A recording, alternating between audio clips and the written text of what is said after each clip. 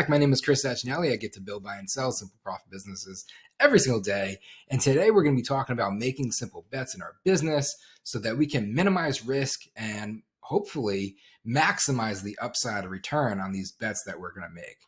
Right. In today's video, this is going to be a little bit of a teach train, but it's also going to be an equip because I'm going to show you the data. I'm going to show you and pull back the curtain of one of the most recent simple bets that we actually made ourselves over at, well, realistically, this is for Bootstrapper community. So we do have bootstrapper.community if you want to check it out. We help business owners who are building profit-led businesses master the 5 exits of ownership, put more profit in your pocket. If you are a non-venture backed business, this is definitely the place for you to build. And we have been building this thing in public, leveraging a simple bet that we've been running in public. So in today's conversation, we're actually going to get into it. We're going to show you what we've been doing over at Bootstrapper Capital to be able to run and execute this simple bet and our approach. So definitely stay tuned. And we're going to jump in right now to what it looks like to create a simple bet and why a simple bet makes sense. When we say simple bet, what do we even mean? A simple bet is really just taking an experiment-based approach to be able to build a better business, to be able to add value to your business, whether it's growing your money's multiple, which is building brand equity inside your business, or increasing your operational equity, which reduces risk inside of your business. At the end of the day, as we're pulling levers to be able to build a better business, increase the value of our business over time, what we're trying to do is identify very specific targets, right? We want to identify a specific objective that we want to impact or influence inside of our business. And then we want to set very clear timelines, firm timelines, very clear budgets so that there's parameters in place, time and money, right, being the best parameters to keep us focused because strategy equals focus, so that we can then have an objective that we want to set. Let's improve X, right? And then we'll set simple targets. Let's improve X to Y, right? So that we're getting focused in terms of the bet or the experiment that we're trying to run inside of our business.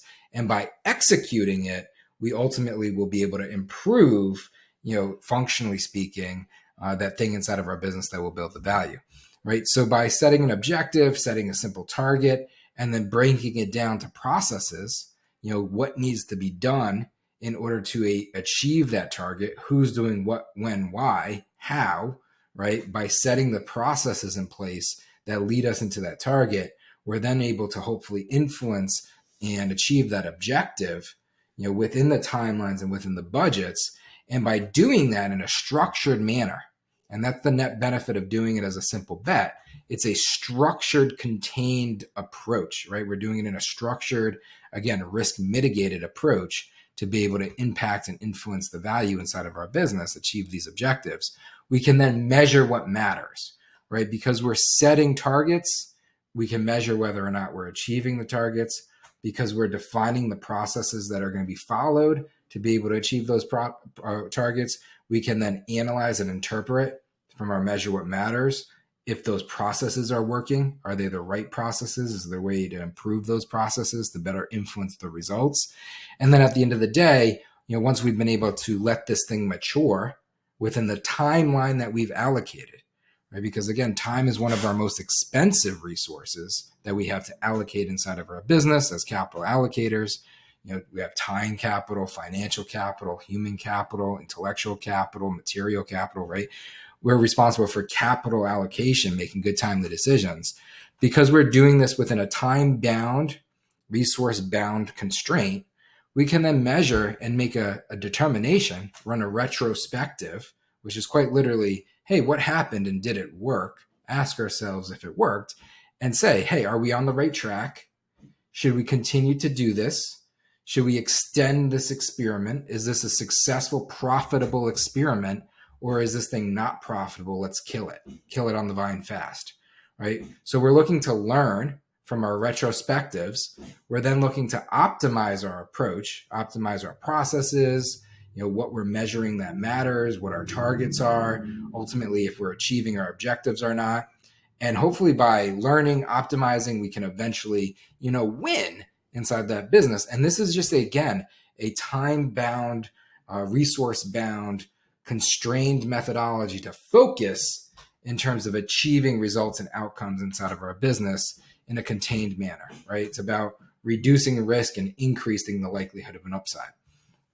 In our business, for the bootstrapper community specific, I mean, we did this entire thing pretty much as a build in public, right? So when we started with the community, we ran our newsletter. We have a newsletter that we went on Beehive, and we started to run these polls. I mean, 3 months ago now, we started to run these polls around whether or not we want to launch a community tied to our, to our weekly newsletter.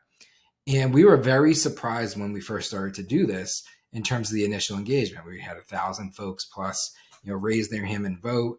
And then cumulatively over time, over the course of, roughly a month-ish period of time, we had over 3,000 people, cumulatively got engaged and involved positively with a net positive intent that they want to be a part of this. We saw that in that experiment and we said, hey, I bet you we can take this information and potentially apply it to other aspects of our business. We saw this thing work. We saw running polls working. It was a great way to engage with audience. It got us to an objective and outcome of launching the community successfully. And right now we're in this new phase, this new season, and this new objective that we have in terms of a challenge to achieve inside of our business. And that's actually literally Meta, talking about Meta, doing what I'm doing right now, which is creating content for YouTube so we could build our YouTube content, our YouTube channel, right? So YouTube right now is our primary objective. We want to be able to grow our YouTube channel. And what we wanted to do was create a YouTube specific, right? YouTube specific strategy that could be a simple content cadence that we could follow consistently, because consistency is key. Trust the process, commit to the journey. And that actually aligns into the interest of our audience, right? So again, leveraging our learnings from that poll strategy we ran when we launched the community, we wanted to say, hey, can we take interest of our audience? Can we poll our audience? Can we figure out where the engagement of our audience is? And then can we create content, video content, YouTube content in a consistent manner that actually is appealing or interesting to, who our ideal customer persona is, which are profit-led business owners, right? So again, anyone who's non-venture backed, if you are currently running a profit-led business, meaning, you want to be able to operate in a profitable manner, or you intend to, right? You have aspirations to be able to do so. You are our ICP. You are who we're trying to help and support through our portfolio of brands over at Bootstrapper Capital, who we build products and solutions for, who we want to finance through Bootstrapper Capital through our performance-based financing. And the reason why we build the community and the content and the audience and all these other mechanisms in place is ultimately to help, ideally become the performance capital partner of choice until you exit.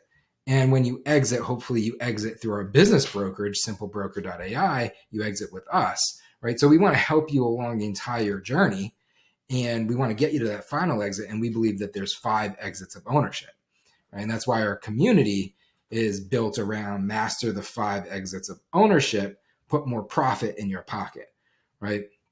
So everything that we do is focused around this. And when we wanted to create this YouTube channel, this was a new challenge for us. This was, it was a little bit outside the wheelhouse in terms of comfortability, first and foremost, to just get behind a camera and then create content. We also wanted to be super authentic, so we didn't want to over edit it. All of these videos that we're doing are quite literally one-shot takes. This video right now, I'm just doing it in one-shot take. We're going to record all of the information, and then I'm just going to put it out there, right? So we're very intentional about all of this stuff, and we wanted it to be very authentic from the very beginning. So that was the objective that we knew we wanted to solve for. And we leveraged past experiences because it's learn, optimize, win, right? We learned from past experience what was working, and we thought, hey, maybe we could apply it here in terms of this simple bet. In terms of setting a target for us, right? Because again, we're getting back into the framework of an experiment, a simple bet, right? A really simple experiment, just giving ourselves frameworks. So we want to have timelines, budgets, objectives, targets, processes. We want to know what to measure because we know what matters, hold ourselves accountable, right? Again, we believe that it's structure, strategies, and accountabilities that get us to simple, profitable outcomes, right? And then we want to be able to run that retrospective so we can learn, optimize, and win. So in the structure of this simple bet that we did for ourselves recently, this is all extremely recent. This is real time, real data that we're going to get into and live. We wanted to have consistent weekly production of the content, right? So we wanted to have a cadence of accountability that we could set and then follow, because accountability matters, structure, strategies, and accountabilities, and consistency matters, right? You got to be able to trust the process, commit to the journey. You got to be consistent with your actions. I also knew that I was putting myself in a position where I had to, at first, right now, as where everything starts somewhere, as we're just getting started with this strategy, I have to be the one that's creating the content on YouTube for the time being. As I get forward into a couple of slides, we're going to show how in our more, better, new, which we follow a more, better, new structure to optimize once we learn, right? So we can then optimize so that we can then win. We follow a more, better, new. I'll show you how in the new, we already have some hypothesis for future simple bets of how I can maybe take myself out of this singular responsibility of content creation. But for the time being, it's like everything starts somewhere. Do for yourself before you do for others. Anything you ask somebody else to do, you should be willing to do yourself, right? Just show up every single day, put in the hard work, right? Do whatever it takes to be able to get to simple, profitable outcomes. So I knew consistency was key. I didn't want to overcommit into the process. We wanted to increase engagement because, again, this was an engagement-based strategy. We're leveraging an interest and intent based on engagement. Again, from the thesis of our experiment that we learned worked from the community poll structure. And we have a very large newsletter audience, so let's funnel and focus there to achieve this objective. And then, of course, glory metrics, be able to make sure that you see that it's working, and so that it, hopefully social proof, other people see it's working too, increase the views. So let's increase engagement, let's increase views, and inclusive and engagement, which I didn't actually map out here now that I'm thinking about it, afterthought, also engagement on videos, likes and comments are things that we are tracking, but I didn't add into the table. So a little bit of an asterisk. Opportunity to improve and always be optimizing. In terms of process, I actually did this whole thing as a build in public. So when we came up with the simple bet that we wanted to run, I actually ran the playbook live and I actually shared the process. So I told everybody, hey, listen, I want to engage you guys through polls, just like what we did with the community. We saw that it worked. I want to create a long form video content, YouTube. I want to be able to take that YouTube and then turn it into shorts, because the thesis is with TikTok potentially, going away, banned, etc. There's a really good potential that YouTube captures that in terms of customer traffic, audience acquisition. So we wanted to be able to build there and leverage into that. So take long form, turn it and convert it into shorts, specifically on YouTube. That's also why we're very bullish on YouTube, and which we are very bullish on YouTube. And then we wanted to be able to create social posts, right? A lot of what we're doing here with this structure and strategy, and why it's very consistent and structured, and consistency is key, is because we do have a team of business brokers, and our team of business brokers are going out there building meaningful relationships with business owners. And for the most part, that's what's driving a lot of our sales functions across our portfolio of brands. And I have a responsibility of empowering, right, and providing these business brokers with the resources and materials that they require to be successful. And the thesis is the better in which we can create content bundles for them to be able to build a personal brand and then social sell, right, by creating value. And the more that we could do it in a standardized, systematized, process-driven manner, the better it will be for everybody. So that's also a byproduct of what we're trying to achieve here.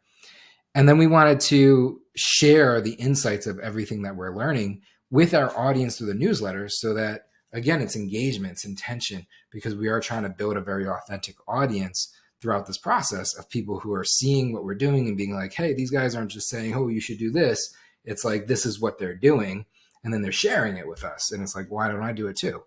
And that's a big part of what we're trying to do with our audience building and our content creation and, our approach, right, as authentic as possible. In terms of the constraints, timeline, and budget, we wanted to afford ourselves a budget of 1 month, 4 weeks to run the initial test And then if it works, if it was trending in the right direction, and if it was trending in the right direction with the right type of positive momentum, and there weren't any constraints or blockers that were either creating risk or were too expensive to unblock, right? Meaning, like, if it was an efficient and effective strategy to continue to move forward and double down on, we wanted to continue that test for another 3 months. And this is a structure that we typically apply with most simple bets, right? Most things in life, you could get started in about a month successfully, consistently. If you can do it for a month, you can stay consistent. I think it's like 21 days for a habit or whatever the case is. If you do it for a month, there's a good chance you could be consistent with it forever.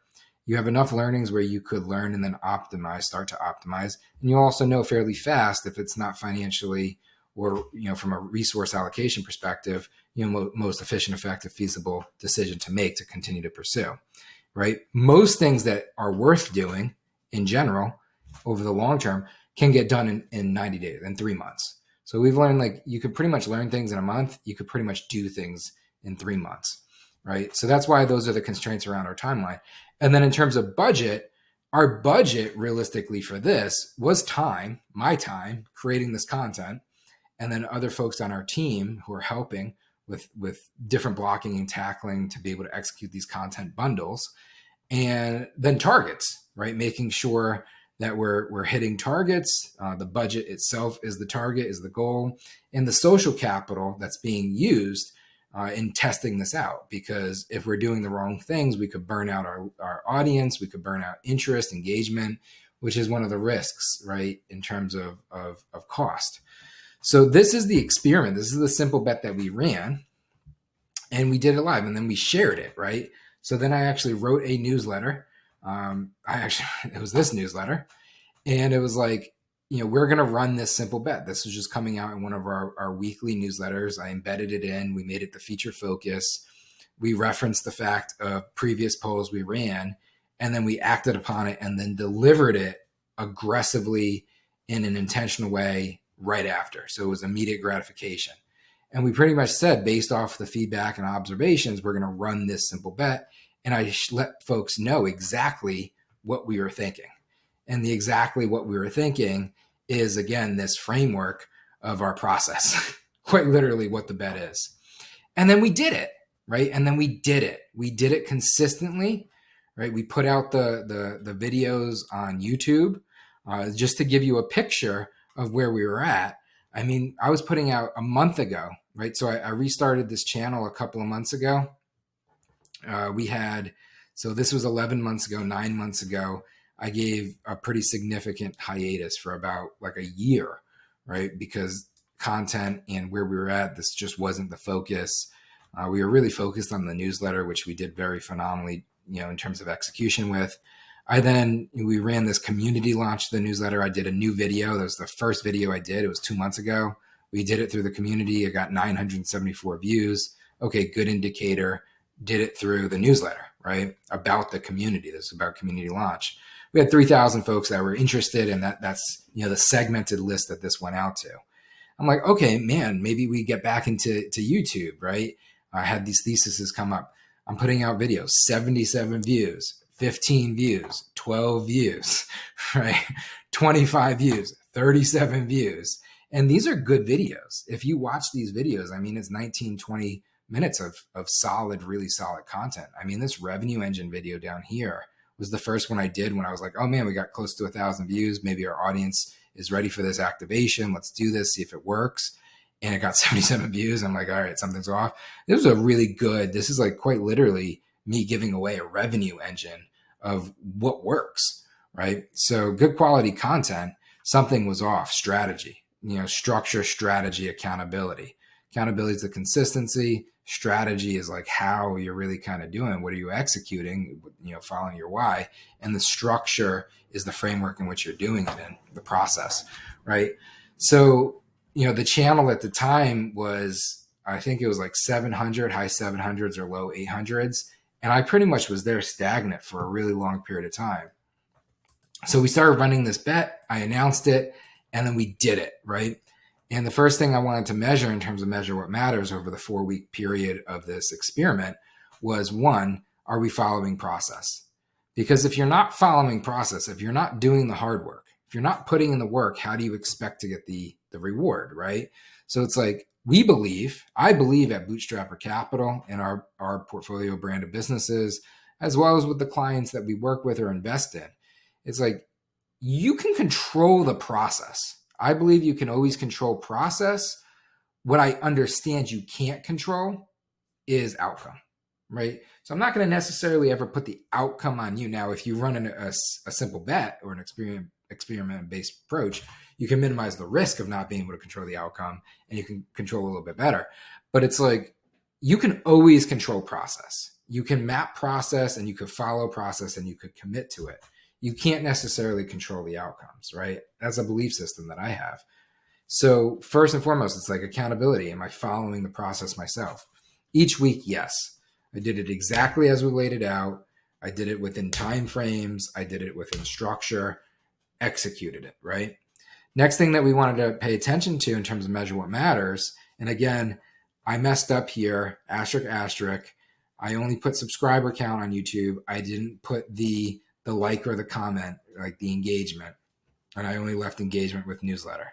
So on this table, for you with this video, I shortchanged you a little bit, but we did track it internally on the spreadsheet, and I don't have like in real time to be able to shift over to this and keep this video with good continuity. So I'm not gonna, but it's good. It's all similar trending data is what we found.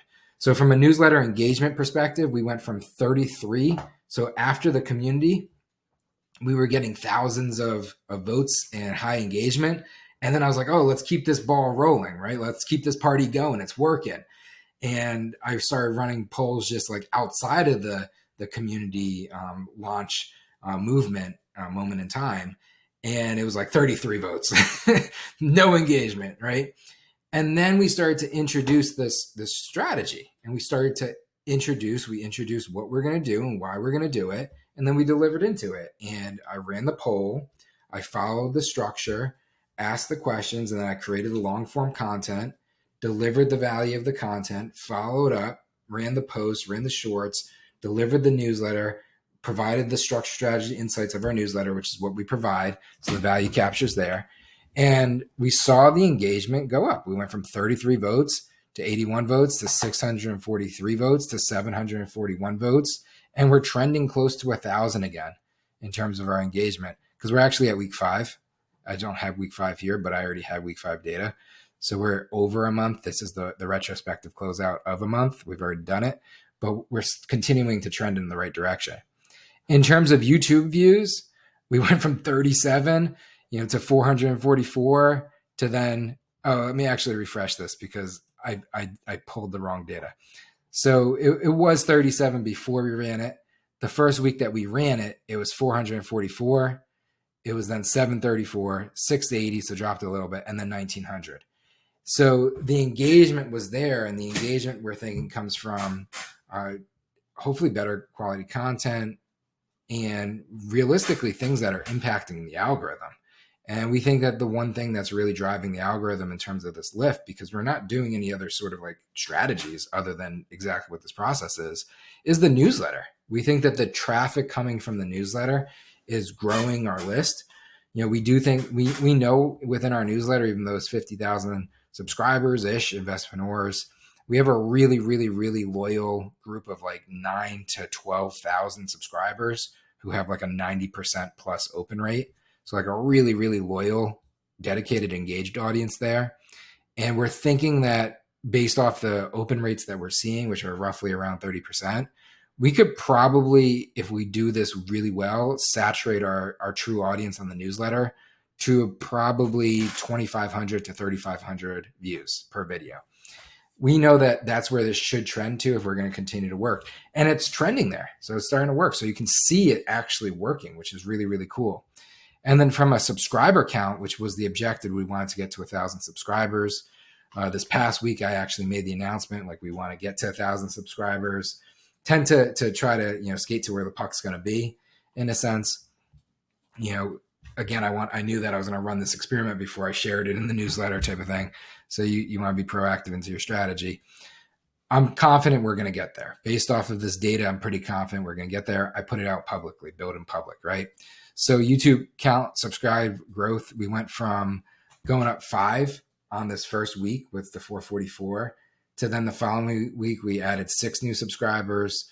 Then we added 39 new subscribers, and then 72. We're close to 100 a week at this point, new subscribers, which is huge for us, which means that we are going to get to our goal.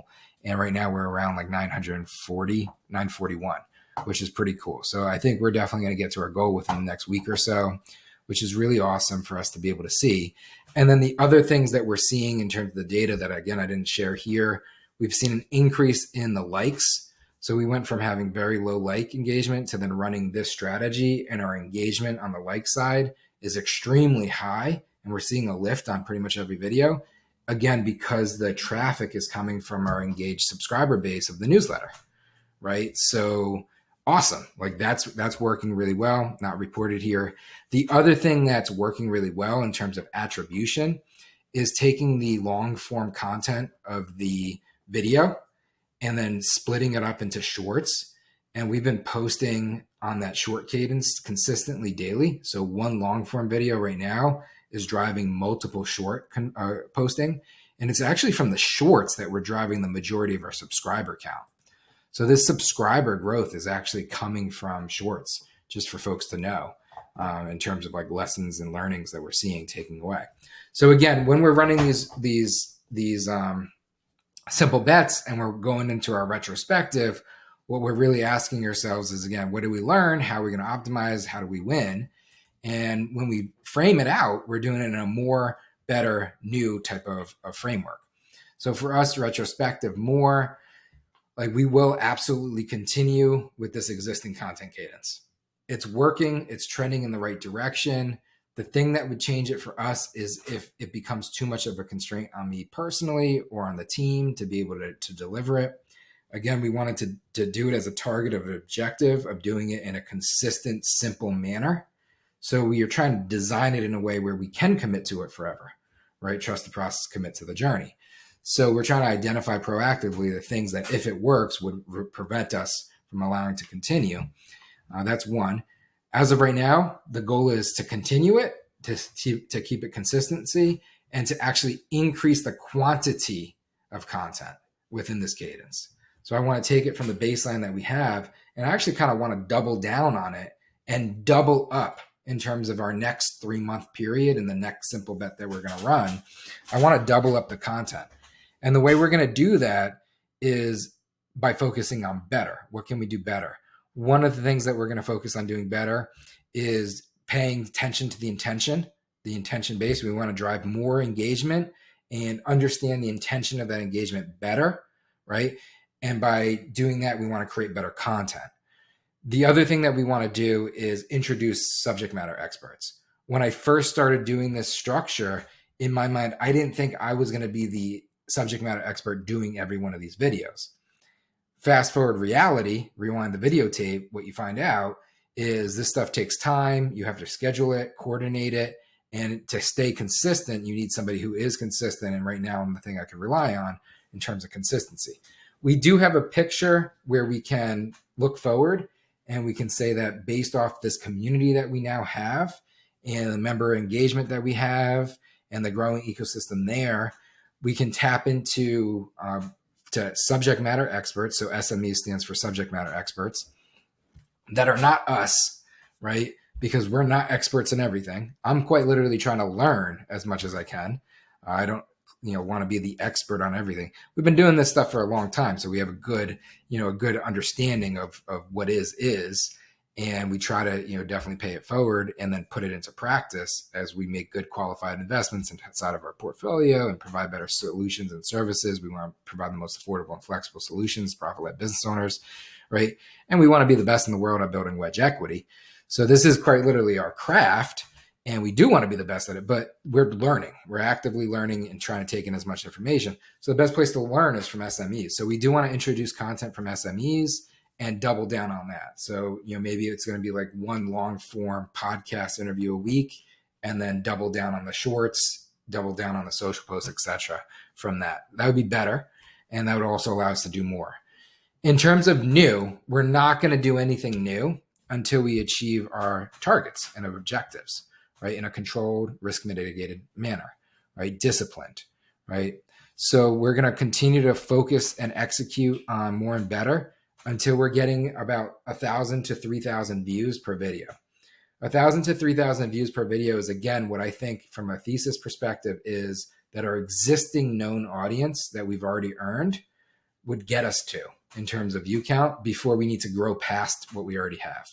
So before we're doing anything new, it's like do more with what you already have better, right? So I think 3,000-ish is probably going to be where we are targeting before we're saturating what our potential is, before we have to level up, right? Set a goal, level up. And then 1,000 subscribers. I want to get to more than 1,000 subscribers, which I'm confident that we will. I don't know. For some reason, 1,000 subscribers is pretty important to me. The next thing that we're going to do after that, new, will be to optimize the newsletter. And I want to optimize the newsletter around what I'm finding in this experiment is numbers don't really matter. It's quality of your subscriber that matters. So quantity of subscriber, it's important because it's a factor in terms of the whole picture, right? Law of large numbers. But when rubber meets road, it's really the quality of your subscriber that matters. I actually feel like bringing our subscriber base from 50,000 down to the 13 or 15 core, top most engaged subscribers would almost be net beneficial. I don't know if it would improve deliverability rates, things like that. These are things I wanted to ask the folks over at Beehive, learn a little bit more insights in terms of how these platforms are working, and see if there's a way to optimize around the overall performance. I'd rather have a better quality of subscriber base. What I want to do is optimize how we're acquiring better subscribers. So I want to get back into the newsletter acquisition as the next thing, right? The next simple bet. I want to base it around our ICP, and I want to base it around this engagement goal. Because if we can get more engaged subscribers, something else that we're doing is leveraging this engagement and this intent-based data to drive our sales, right? Our sales processes, and it's working really well. So I'd like more of that because I think there's a lot of trapped value that could be unlocked in executing on that. Probably the target there would be 100,000 subscribers, even though I just said, bring it down to 15.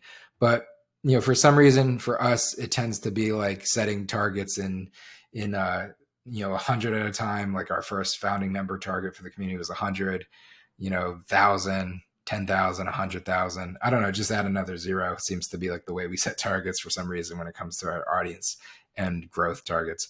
All right. So hopefully if you found this video enjoyable, valuable, definitely please like and subscribe. We're trying to build up this channel, grow the subscriber base.